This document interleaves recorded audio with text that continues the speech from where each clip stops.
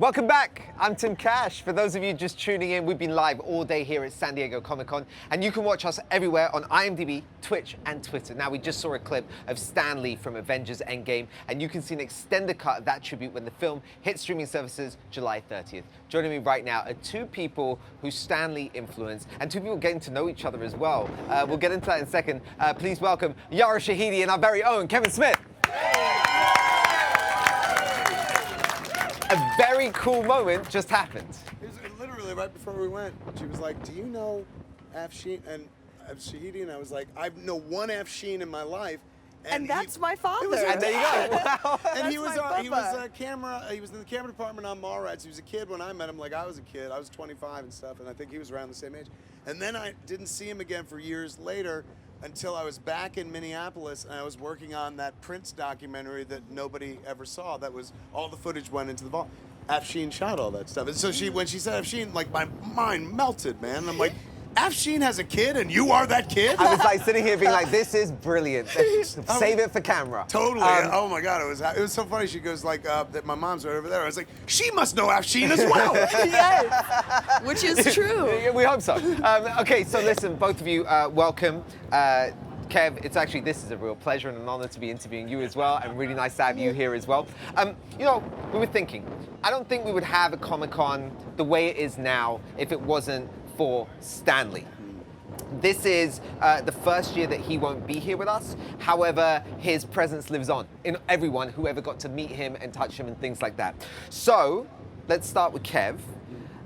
This is a man who you looked up to for so long, and then at some point in your lives, they coincided and you became friends and colleagues and more than that. So tell me about, let's reminisce, the first time you ever met Stan Lee. Talk to me about that moment. First time I met Stan was 1995 on the set of Mallrats. But I spoke to him once prior to that, and I was familiar with him my whole life. I remember when I was a kid, like 6, 7, maybe 8, my dad pulled me out of bed in the morning. He said, come here, I want to show you something. And on Good Morning America, Stan Lee was talking about something. And he goes, that's the guy who created Spider-Man. And I knew the name from the books, but he let me put a face to the name. And I knew his voice, of course, from the Spider-Man, cartoon Spider-Man's Amazing Friends. Stan was the narrator. So I knew his voice before I actually heard his voice from reading it on the page in Stan's soapbox. He was insanely influential. This was a creator.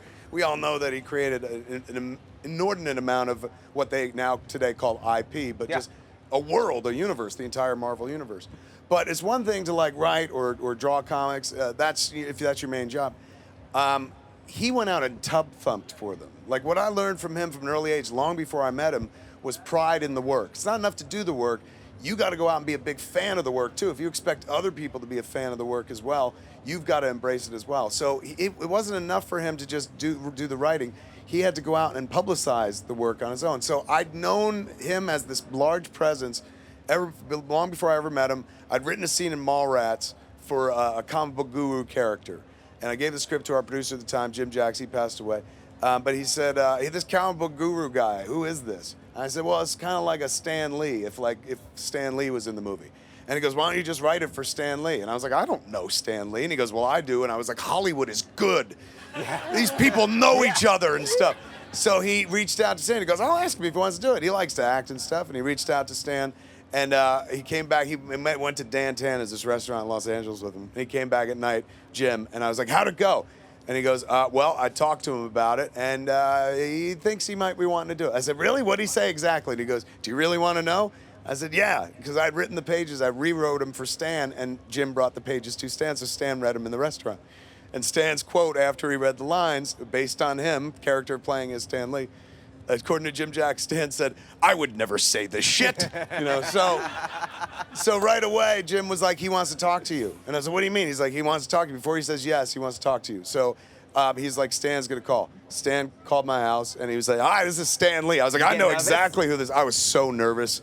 I was like, how are you? I'm a lifelong fan. I can't believe it, man. If this is possible, I'd do anything to make this happen. I saw you speak at this con and stuff like that.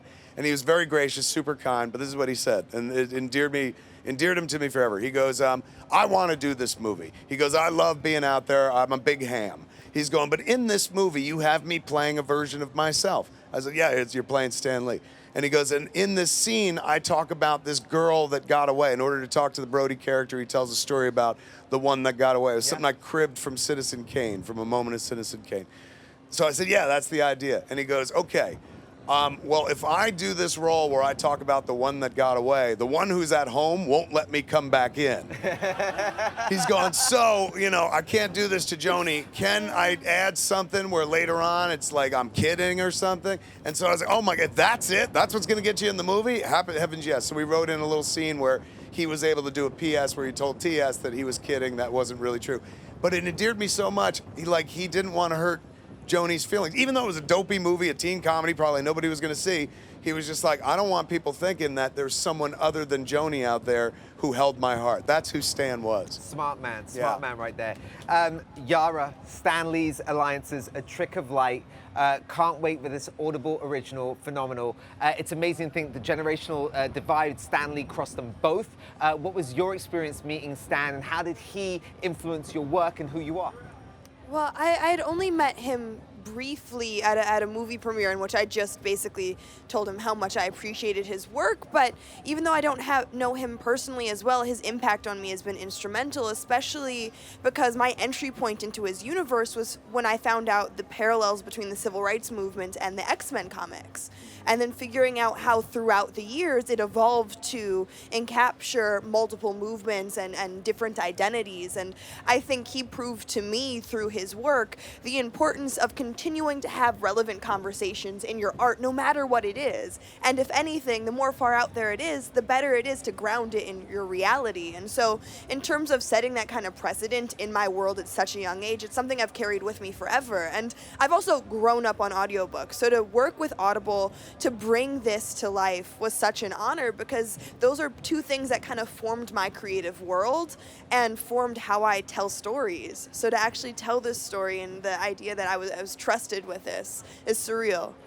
Not just trusted with it, but Number one, that was a great answer. Afshin would be so proud of you, man. Thank you. Somebody text Dad. Texting him right now and filming it.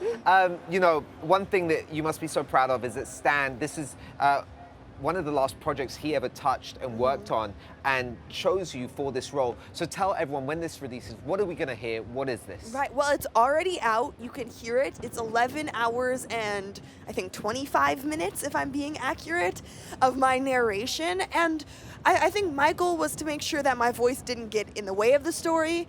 And I wanted to make sure that I captured the energy of it to the best of my ability. And what I love is that it's a completely different universe. There's very little crossover between what we know of the Marvel universe and what we see in this one. And it's really relevant right now, especially because it's dealing with our relationship with technology, our relationship with creating self-identity. And when I was reading it, I think even as the narrator who knew what the story was about, I was still like, oh, that happened? What was your reaction when you hear it back for the first time? It was very surreal. I was listening to it on set all week because we just started filming Grownish, and it was hilarious because I was listening to it and I forgot I did not have earphones in. And so throughout the day, people were like, wait, is that you?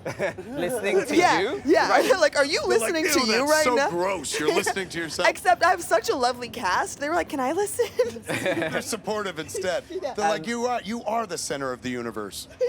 Kev, Precisely. Kev, your universe must have really changed on the day that you went to go see Captain Marvel. Yeah. Stan Lee came by and did a cameo in Mallrats. And so many years later, it was funny, I saw the movie early and I was gonna text you, I was like, I'm not gonna be the one that ruins this for Kevin Smith.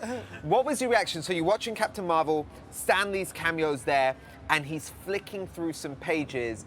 Take it away. He's on the train in Captain Marvel, she's looking for the Skrull.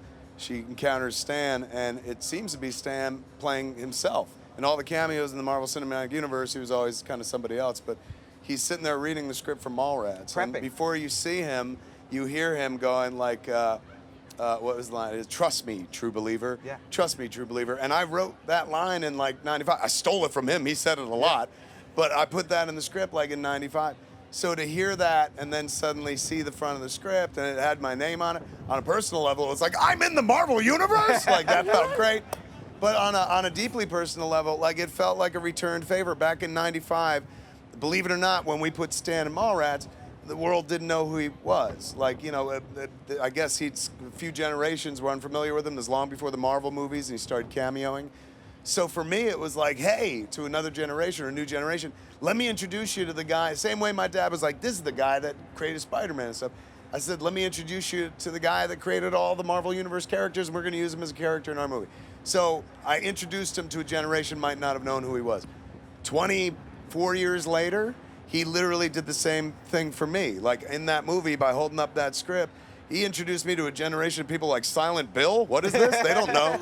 So what's a mall rat? I don't even know what a mall is, Mom. So like that was like almost a returned favor. It was really pure and kind of wonderful. And also, like, again, more importantly, it put me in the Marvel Universe. It allowed me to bring Jason Mewes in as well, my friend, because I was like, if I'm in the Marvel Universe, you have to be in the Marvel Universe, yeah. Which means everybody who's ever watched my movies or ever saw Mallrats is in the Marvel Universe now as well. Half of y'all got snapped, but we're all back. As we come to the close of this, I want to ask you, I know you got to meet him briefly, but what I want to ask you is, when you think back to all those moments you spent with him, in rooms, hanging out, working together, what's that one moment that comes to mind to remember him? It's right here, honestly, I don't even have to think about it. It's right here on the IMDb boat. It was a couple years ago, I think it was about 3 years ago. It was the last time we had Stan up here. He came up and we were doing like a lifetime achievement thing, but him and I just did a one-on-one interview. So we were talking about Jay and Silent Bob reboot back then. He was meant to be in the third act. He was the guy he was the big figure in the third act, but of course he passed away, we couldn't do it. But here on the boat, I was like, Stan, we're gonna you're in Jay and Silent Bob reboot, so let's do a little rehearsing audition right now. And so we ran like a dopey scene. I gave him some lines, and he couldn't like spit out the lines without cracking up. Like, and he legitimately cracks up. You can see the video on IMDb.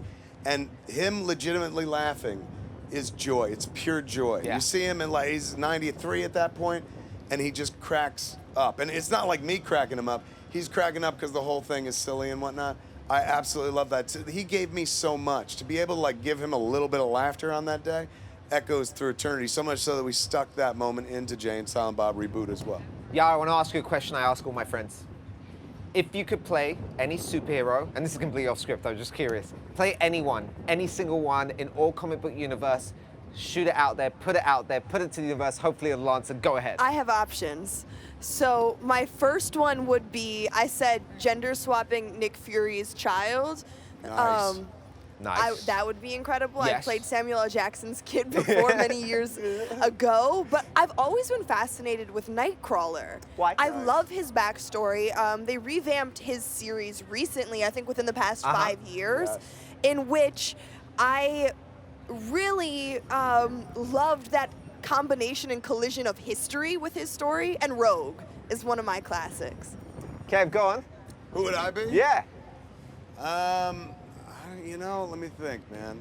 Marvel Universe only? You know what? Yes. We'll keep it in honor of Stan. Yeah. Honestly, like if I could be any character that Stan Lee ever created, it would be Stan Lee. Stan Lee's greatest creation was Stan Lee. Yeah. We love Spider-Man, we love Captain America, but Stan Lee will live forever. So I'd be him. He was beloved. He got to be in a lot of great movies. If you could be anyone in this world, kids, be Stan Lee.